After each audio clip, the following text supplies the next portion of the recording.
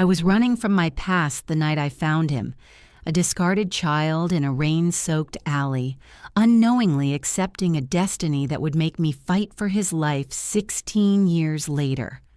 The rain was my only accomplice that night. A cold, relentless downpour that washed the city in streaks of neon and grime, blurring the edges of a world I was desperate to escape. I was 19, with a bruised face, a stolen $20 bill in my pocket, and a past that was breathing down my neck. I was cutting through a dark alley, a shortcut to a bus station that represented my last chance, when I heard it. A sound so small and fragile, it almost didn't register over the drumming of the rain against the metal dumpster lid. A thin, reedy whimper like a trapped kitten. My first instinct, born of a life spent avoiding trouble, was to keep walking. Don't look. Don't get involved. But something in that tiny cry snagged on a part of me I thought was long dead. I hesitated, my hand hovering over the cold, wet metal. Another whimper, weaker this time. With a curse that turned to mist in the frigid air, I lifted the heavy lid. The stench of garbage and decay hit me first, a physical blow. And then I saw him. Tucked between leaking trash bags and rotting food, wrapped in a thin, once expensive-looking blanket, was a baby.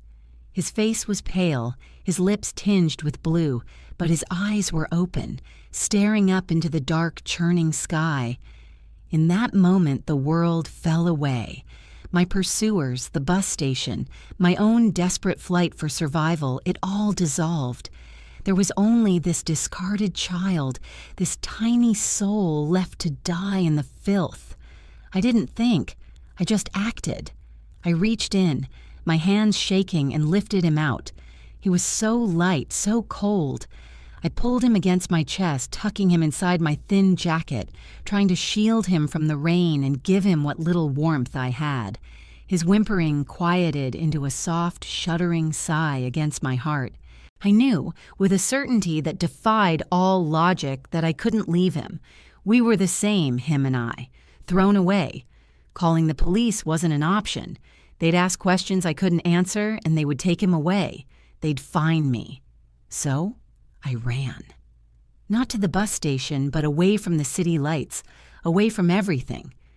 I used the $20 for a ticket on a rickety bus, heading to the most remote place I could think of. A place my grandmother used to call the edge of the world, a tiny village nestled deep in the mountains called Havenwood, a place where people went to be forgotten. The first few years were a blur of terror and fierce, consuming love. I named him Leo because he had the heart of a lion to have survived that night. We lived in a tiny rundown cabin on the outskirts of the village. I worked odd jobs mending clothes, cleaning for the few elderly residents, picking fruit at the local orchard. Every penny went to him. To formula, to diapers I washed by hand in the creek, to a second-hand crib I sanded down and repainted myself. People in Havenwood were quiet. They kept to themselves. They saw a young woman with a baby and no husband, and they simply accepted it. In their world of quiet solitude, a story wasn't needed if you didn't offer one. For 16 years, that was our life, our sanctuary. The dark alley in the city became a distant nightmare, a story I locked away. Leo grew up strong and kind, with eyes the color of the summer sky and a laugh that could chase away the deepest mountain shadows. He knew nothing of the world beyond our valley. He believed I was his mother, and in every way that mattered, I was.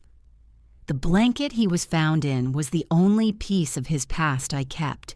It was soft cashmere, now worn and faded, with a strange, intricate symbol embroidered in one corner, a silver wolf encircling a single crimson star. I kept it tucked away in a cedar chest, a secret I couldn't bear to part with or explain. Our peace was absolute, until the day the black car came. It slid through the village like a shark through a goldfish pond, silent and menacing, its polished exterior a stark contrast to our dusty, unpaved roads. It parked outside the general store, the only real hub of our tiny community. A man in a perfectly tailored suit stepped out, his face impassive, his eyes scanning our simple world with cold appraisal.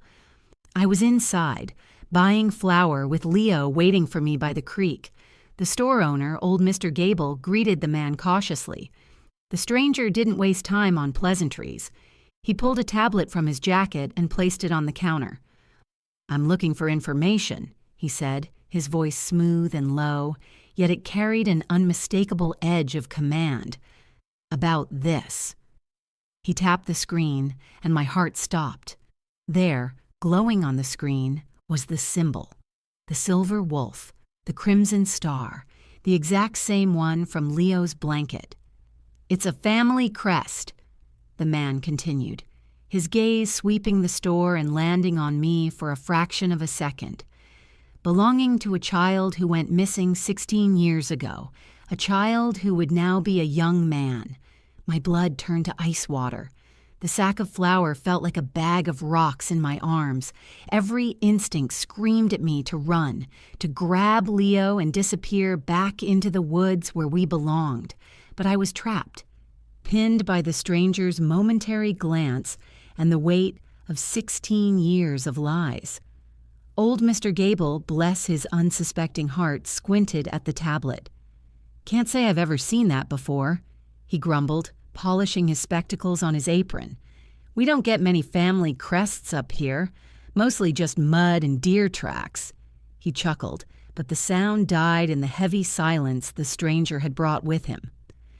"The family is offering a substantial reward for any information," the man said, his eyes leaving me and returning to Mr. Gable, yet I felt as if they were still boring into my soul.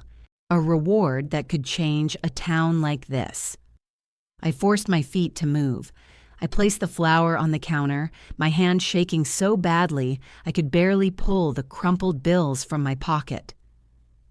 "That's all for me, Mr. Gable," I said, my voice a strangled whisper. I didn't dare look at the man in the suit. I could feel his attention on me, a physical pressure. He knew, or he suspected. A young woman who appeared from nowhere 16 years ago with a baby. In a village this small, I was the only loose thread. "You have a good day now, Clara," Mr. Gable said, his kindness a sharp pain in my chest. I grabbed my bag and practically fled the store, my heart hammering against my ribs. The cool mountain air did nothing to calm me.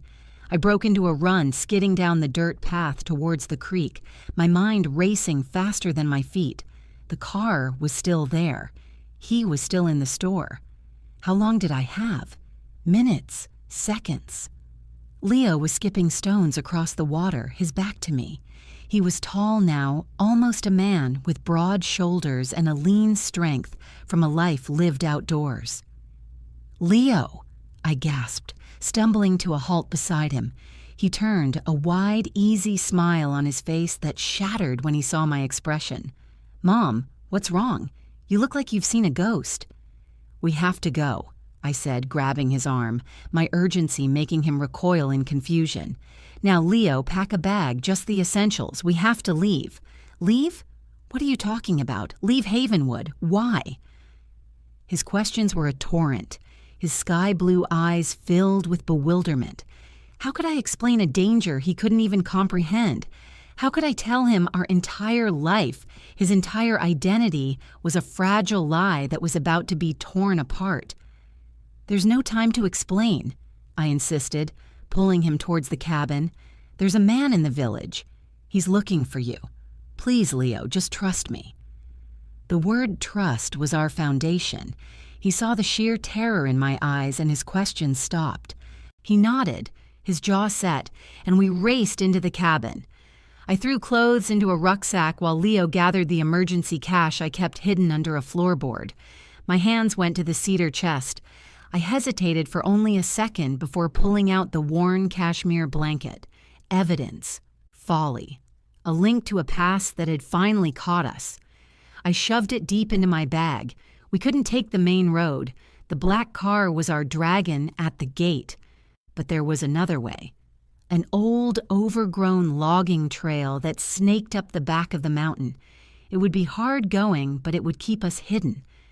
We were ready, rucksacks on our shoulders, my hand on the cabin's back door, when a sharp rap echoed from the front. We froze. 2 statues carved from fear. It wasn't the stranger's confident knock. It was softer, familiar. I crept to the window, my heart in my throat, and peered through a crack in the curtains. It was Mr. Gable, twisting his old hat in his hands, his face pale and worried. But he wasn't alone. Standing just behind him, a long shadow in the afternoon light, was the man in the suit. A trap. Mr. Gable had led him right to us. Before I could process the betrayal, the man stepped forward, his voice cutting through the thick wooden door, as if it weren't there at all. It wasn't loud, but it was filled with an unnerving authority. "There's no need to hide. We know he's in there." I backed away from the door, pulling Leo with me, my mind screaming. The man continued, his tone changing, becoming something colder, more final. "I am not here on behalf of the police, Clara, and this is not a rescue mission." There was a pause, a silence that stretched for an eternity. Then he spoke again, and his words struck me with the force of a physical blow, a truth more terrifying than any I could have ever imagined. "I am here on his grandfather's orders.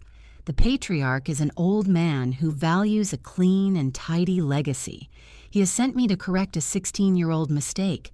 Correct a 16-year-old mistake." The words hung in the air of our tiny cabin, colder and sharper than any mountain winter. A mistake. My beautiful, kind-hearted son, the center of my universe, was a mistake to be erased. In that instant, something inside me shifted.